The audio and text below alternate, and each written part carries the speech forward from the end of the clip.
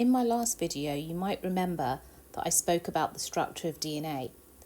In this video, I'm talking about how the DNA is replicated.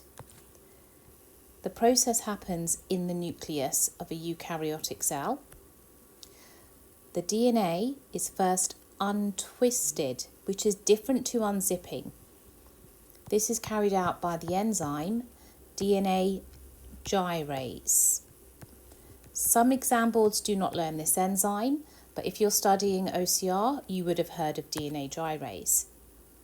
We then have a different enzyme which carries out unzipping. So untwist is not the same as unzip. This enzyme, DNA helicase.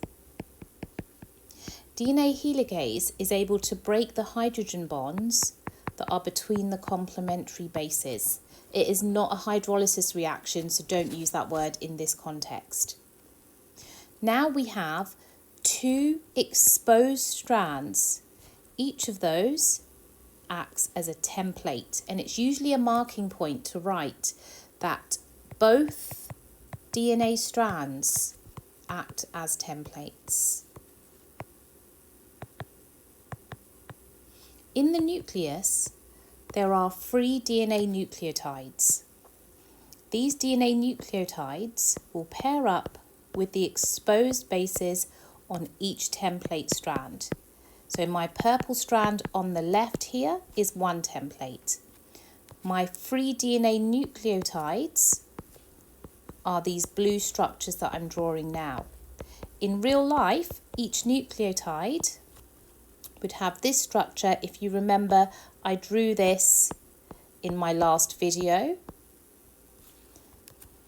This is one DNA nucleotide, but I have simplified the nucleotide to look like these structures.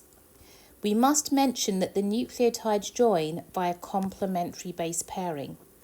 So if there were an A on the template strand, on the DNA nucleotide that is joining, it is the base T.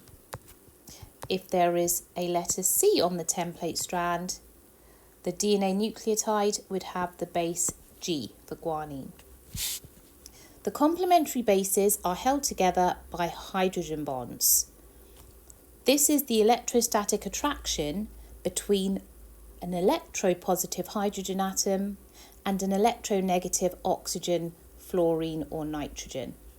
I'm going to draw the hydrogen bonds as either 3 lines or 2 lines. 2 lines between A and T,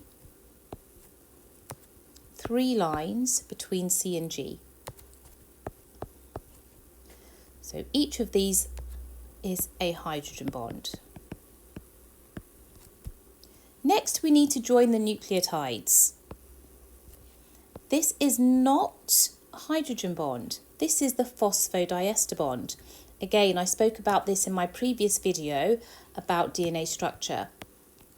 The phosphodiester bond is catalyzed by the enzyme DNA polymerase. The phosphodiester bond joins adjacent nucleotides so that the sides of the DNA strand can be formed. Note that this enzyme, DNA polymerase, is not catalyzing the formation of the hydrogen bonds. It's catalyzing the formation of the phosphodiester bonds. It's a common error that I read in a lot of exam papers.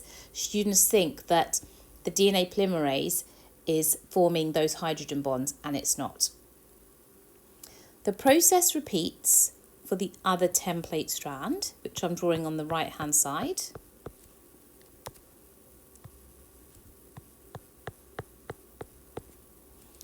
That's why we said that both strands act as a template. So now, if I were to retwist the DNA back into its double helix, we see that we have one original template strand in purple and one new strand which is light blue. For this reason, this process is called semi-conservative DNA replication. One strand is the original template.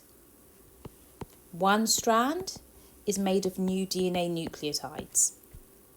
You should not use the words half and half, because you could be meaning half of the molecule is new and half is old, which is not what we mean in this process.